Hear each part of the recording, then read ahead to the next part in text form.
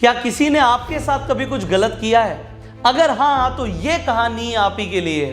एक समय की बात है कि इंसान गौतम बुद्ध पे बहुत ही ज्यादा क्रोधित हो जाता है। उसे इतना गुस्सा आ रहा होता है कि पता नहीं वो आज क्या कर देगा, क्योंकि उसके तीनों ही बच्चे गौतम बुद्ध की शरण में चले जाते हैं। अब गौतम बुद्ध की जब शरण में चले जाते हैं तो वो सारा टाइम धर्म समाधि में दे रहे होते हैं, और उस इंसान को इस बात की सबसे ज्यादा चिंता होती है कि मेरे बाद मेरा व्यापार संभालेगा कौन? मैंने जो इतनी मेहनत करके ये व्यापार खड़ा किया है, इसे कौन संभालेगा? तो वो जब इतना गुस्सा हो जाता है, वो सीधा चला जाता है गौतम बुद्ध के दरबार में। अब जब वो दरबार में पहुंचता है तो उसकी नजर जाती है गौतम बुद्ध की तरफ। अब गौतम बुद्ध को देखते ही उसका आधा गुस्सा तो शांत हो जाता है, पर फिर भी वो सोच कर तो आया है कि वो आज कुछ ना कुछ तो करेगा, वो कुछ ना कुछ तो बोलेगा। बट गौतम बुद्ध तो मेडिटेशन कर रहे होते हैं, उनकी आंखें तो बंद होती हैं। तो वो गौतम बुद्ध के सामने चला जाता है और सामने खड़ा होके उसे गुस्सा आ रहा होता है तो उनके मुंह पे थूक देता है। अब उसने तो गौतम बुद्ध के मुंह पे थूक दिया, बट आसपास के जो शिष्य होते हैं वो एकदम से आंख बबूला हो जाते हैं कि हमारे गुरु के मुंह पे थूक दिया, ये कौन सा आदमी आ गया यहाँ पे जो इतनी बड़ी हरकत कर सकता है। अब गौतम बुद्ध धीरे धीरे आंखें खोलते हैं और वो कुछ भी रिएक्शन नहीं देते, इसकी जगह वो स्माइल कर रहे होते हैं। अब वो क्या देखता है? गौतम बुद्ध का मुस्कुराता हुआ चेहरा। अब उसे इंतजार होता है, भाई अगर कोई भी इंसान कुछ गलत करेगा, किसी को कुछ बोलेगा, खरी खोटी सुनाएगा, तो वो इंसान भी इंतजार करेगा ना कि सामने वाला भी कुछ बोलेगा। बट गौतम बुद्ध तो कुछ भी नहीं बोलते, और शिष्यों की भी ये मजाल नहीं है कि वो गौतम बुद्ध के सामने किसी के लिए गुस्सा कर सके। तो होता क्या है कि वो इंसान सोचता है कि कोई कुछ बोलेगा, कोई कुछ बोलेगा, बट जब कोई कुछ बोलता ही नहीं है और गौतम बुद्ध मुस्कुरा रहे होते हैं, वो गुस्से में वहां से चला जाता है, वो अपने घर आ जाता है। अब घर आने के बाद उसके दिमाग में सिर्फ गौतम बुद्ध का स्माइलिंग चेहरा ही रिवॉल्व कर रहा होता है। गौतम बुद्ध का मुस्कुराता हुआ चेहरा ही घूम रहा है दिमाग में, और कुछ नहीं चल रहा। और जब रात होती है उसे नींद नहीं आती। अब उसे रियलाइजेशन होना शुरू होता है कि मैंने आज जरूर कोई बहुत बड़ा अपराध कर दिया है। वो तो एक महात्मा है और मैंने महात्मा के मुंह पे थूक दिया। उसे जब ये रियलाइजेशन होती है, वो सोचता है अगली सुबह होते ही मैं गौतम बुद्ध के दरबार में जाऊंगा और उनके पैरों में गिर जाऊंगा और माफी मांग लूंगा।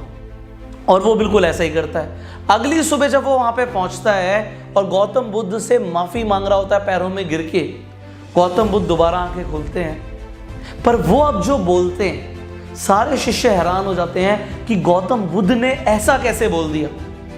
गौतम बुद्ध बोलते हैं कि भाई मैं तुझे माफ नहीं कर सकता। अब वो इंसान बोलता है, प्रभु मुझसे बहुत बड़ी गलती हो गई, मुझे माफ कर दीजिए, मुझे पूरी जिंदगी पछतावा रहेगा इस बात का, आप कृपया करके मुझे माफ कर दीजिए। गौतम बुद्ध दोबारा बोलते हैं, अरे भाई मैं तुझे माफ नहीं कर सकता, बोल दिया ना, नहीं कर सकता माफ। अब वो इंसान सोचता है मैंने इतना बड़ा अपराध कर दिया कि अब ये महात्मा मुझे माफ भी नहीं कर सकते।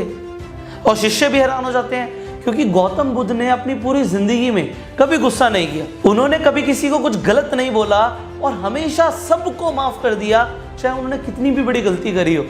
बट इस इंसान के लिए गौतम बुद्ध बोल रहे हैं कि मैं तुझे माफ नहीं कर सकता। तो एक शिष्य पूछ ही लेता है, प्रभु आपने सबको माफ किया जिंदगी में, इसे भी आप माफ कर दीजिए, इसे पछतावा है इसकी गलती का। तो गौतम बुद्ध बोलते हैं कि भाई मैं इसे कैसे माफ कर सकता हूं, जब इसने कुछ गलत किया ही नहीं है तो किस बात की माफी। अब वो इंसान बोलता है, अरे प्रभु मैं कल आया था यहाँ पर आपके दरबार में जब आप मेडिटेशन में थे, और मुझसे बहुत बड़ी गलती हो गई कि मैंने गुस्से में आपके मुंह पे थूक दिया। तो गौतम बुद्ध बोलते हैं, भाई फिलहाल तो वो इंसान मुझे नहीं दिख रहा है, जब वो इंसान मेरे सामने आएगा तो मैं उसे बोल दूंगा कोई आया था माफी मांगने तुम्हारे लिए। अब वो इंसान हैरान हो जाता है कि मैंने इतनी बड़ी गलती करी और गौतम बुद्ध बोल रहे हैं कि मैंने कुछ किया ही नहीं। अब गौतम बुद्ध बोलते हैं, आज जो इंसान मेरे सामने आया है उसने कुछ गलत नहीं किया, जो इंसान जिसने गलत किया था वो जा चुका है। जब वो इंसान मुझे मिलेगा तो मैं बोल दूंगा कि कोई इंसान आया था तुम्हारे लिए माफी मांगने। अब वो जो इंसान जिसने थूका होता है मुंह पे, वो इतना हैरान हो जाता है कि गौतम बुद्ध ने उसे जब माफ किया तो उसकी गलती का एहसास भी नहीं कराया उसे। क्या हम भी अपनी जिंदगी में लोगों को इस तरह माफ करते हैं? बिल्कुल नहीं।